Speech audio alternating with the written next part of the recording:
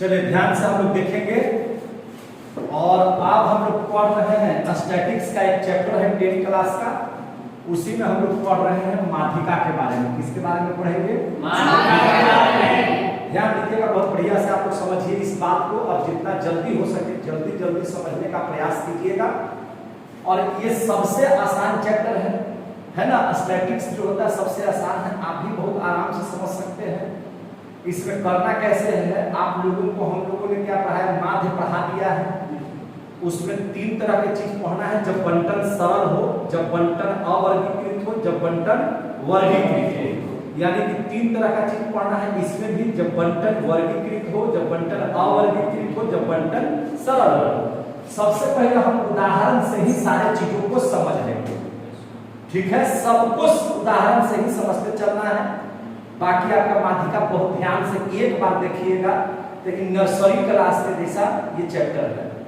Nursery class के भी बच्चा इसको बना सकता है, इतना आसान चैप्टर है। बशर्ते आपको गुना भाग जोड़ घटाव आना चाहिए।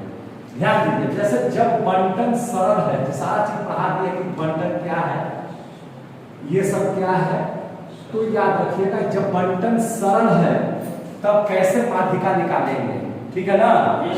तो सबसे पहले इस बात को समझ लीजिए कि जब बंटन सरल है तो सरल का एग्जाम्पल से हम समझाने की कोशिश कर रहे हैं कि 5, 6, 9, 8, 7, 12 है ना, 17 इस तरह से अगर रहे, या यहीं पे दे दिया 4, 3 है ना, और कह दिया कि इसका माध्यिका बताइए। इसका क्या बताइए? माध्यिका बताइए। कोई निकालने के लिए कह दिया माध्यिका, कोई दिक्कत है?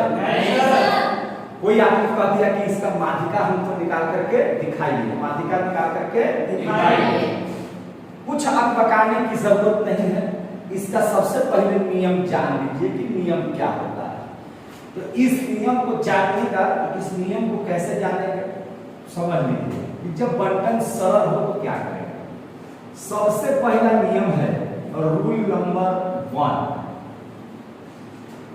ठीक है ना। रूल नंबर 1, आप चाहे बंटन सरल हो, अवर्गीकृत हो या वर्गीकृत हो, सबसे पहले आरोही या अवरोही क्रम में हम लोग सजा लेते हैं। आरोही अवरोही क्या है, तो आपको इंक्रीजिंग ऑर्डर में या डिक्रीजिंग ऑर्डर में, या तो बढ़ते क्रम में या घटते क्रम में। ये सबसे पहले याद रखिए कि जब भी माध्यिका निकालने के लिए हो, जब भी माध्यिका निकालने के लिए हो, तो सबसे पहले हम लोग आरोही या अवरोही क्रम में बंटन को सजा लेते हैं। क्लियर हो गया? जी सर। अगर हम इसको आरोही क्रम में इसको लिख देते हैं कि सबसे पहले हम बंटन के चर को आरोही या अवरोही क्रम में क्या कर लेते हैं, सजा लेते हैं। ये इसका पहला रूल है, ठीक है। और दूसरा रूल क्या है कि यदि चरों की संख्या विषम हो, यदि चरों की संख्या विषम हो तो बीच वाला चर माध्यिका होगी। बीच वाला चर क्या होगा? माध्यिका होगी। कोई दिक्कत? और रूल नंबर 3 में याद रखिए कि यदि चरों की संख्या सम में हो, सम में मतलब का 2, 4, 6, 8, 10, 12 ये सब की संख्या में गिनती में हो, यदि चरों की संख्या सम में हो तो बीच के ठीक 2 अंक, बीच के ठीक 2 संख्या का योग का आधा क्या होगा? माध्यिका होगा। अब आ गया समझ में? जी सर। अब जरा सा इस तीनों को हम लोग समझने की कोशिश करते हैं बढ़िया से। ताकि आपके दिमाग में अट जाए। हमको था कि इसका आप माध्यिका निकाल, यही बोल रहा था। Yes sir. तो सबसे पहले देखिए आंसर बना रहे हैं तो रूल नंबर 1 क्या कहता है कि सबसे पहले बंटन के चर को आरोही या अवरोही क्रम में सजाना, आरोही या अवरोही क्रम में सजाना। ये इतना संख्या दिया हुआ है, हम आरोही क्रम में सजाते हैं, माने सबसे पहले सबसे छोटा लिखेंगे, इसके बाद उससे जो बड़ा होगा वो लिखेंगे, इससे बड़ा होगा वो लिखेंगे। इसमें सबसे छोटा आपको क्या नजर आ रहा है? 3 को आगे लिख दीजिए, उसके बाद 4, उसके बाद 5, उसके बाद 6, उसके बाद 7, उसके बाद 8, उसके बाद 9, उसके बाद 12 है ना, 12, उसके बाद 17।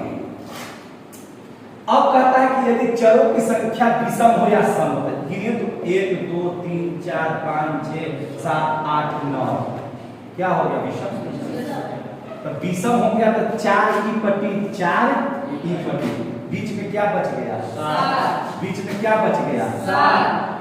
तो माध्यिका बराबर 7 आंसर हो गया, बन गया। आ गया आंसर? नहीं आप लोग बना लीजिएगा, बनेगा कि नहीं बनेगा? सर बहुत भारी है।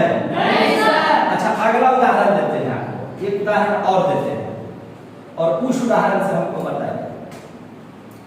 अगर देखिए अगर आरोही अवरोही में अगर सजा हुआ है तो कोई बातें नहीं है, नहीं है तो याद रखिए एकदम इस बात को, मैटर को एकदम दिमाग में बना लीजिए कि माध्यिका में आरोही और अवरोही का बहुत बढ़िया खेल है। आरोही क्या है? और इधर से गए तो आरोही और इधर से आए तो अवरोही है कि नहीं? Yes sir. एक ही बात, उससे कोई मतलब नहीं है। अगला एग्जांपल देखिए, एग्जांपल नंबर 2, जैसे दिया हुआ है 5 7 9 2 3 है ना, 11 दिया हुआ है। Yes sir. अब आंसर इसका बनाइए। सबसे पहले हम लोग क्या करेंगे बताइए आपको? सबसे पहले क्या करेंगे? आरोही या अवरोही क्रम में सजा देंगे। सजाइए तो जरा सा। सबसे पहले क्या लिखे? 2, उसके बाद क्या लिखे?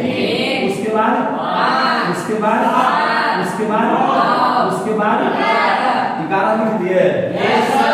अब जरा सा देखिए कि इसको गिनिए कि क्या संख्या है? 1 2 3 4 5 6।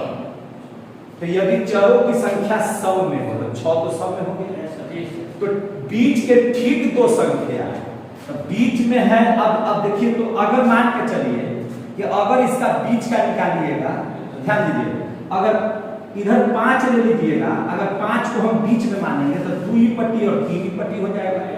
अगर 7 को मानिएगा, 7 ले लेंगे तो 2 ही पट्टी 3 ही पट्टी। तब इसीलिए कहता है कि यदि चरों की संख्या सम है तो बीच के ठीक 2 संख्या, बीच के ठीक 2 संख्या, तो बीच में तो 5 भी आ गया और 7 भी आ गया। इन दोनों को क्या कीजिए? जोड़ दीजिए। क्या कर दीजिए? जोड़ दीजिए। तो हम क्या किए माध्यिका निकालने के लिए कि 5 और 7 को जोड़ दीजिए और उसका आधा कर दीजिए और उसका आधा कर दीजिए। कोई दिक्कत नहीं सर।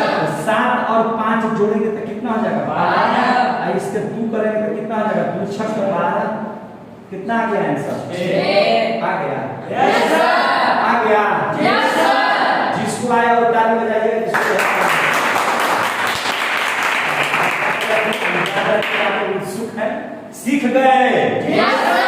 माध्यिका बहुत हार्ड है? नहीं सर। कोई दिक्कत हुआ? नहीं सर। तो माध्यिका का पहला ही नियम समाप्त हो गया, ठीक है? माध्यिका का पहला नियम समाप्त हो गया, कोई दिक्कत नहीं ना हुआ? माध्यिका बहुत आसान है। ये क्लास 10 का भले है लेकिन नर्सरी क्लास और 1 क्लास का भी बच्चा आराम से इसको बना ले सकता है। अब बताइए ना, बीच की संख्या को खोजना है तो नहीं कर लेगा। आरोही अवरोही क्रम में किसको नहीं सजाने आता है? 1 क्लास के बच्चा को सजा लेगा। अगर बता दें कि बाबू सबसे पहले सबसे छोटा लिखिए, सजा लेगा। समझे कि नहीं? आपका सबसे बीच वाला में कौन है? गिन लगा कि 4 इधर 4 इधर बीच में भी है, 5 इधर 5 इधर बीच में भी है कि नहीं? अब कम संख्या में हो तो बीच में से दोनों निकाल लेंगे और दोनों को जोड़ देंगे, 2 से भागा दे देंगे। यही ना लिखे कि यदि चरों की संख्या सम में हो तो बीच के ठीक 2 संख्या का योग का आधा माध्यिका हो, बस माध्यिका खत्म, स्टॉप कर दीजिए।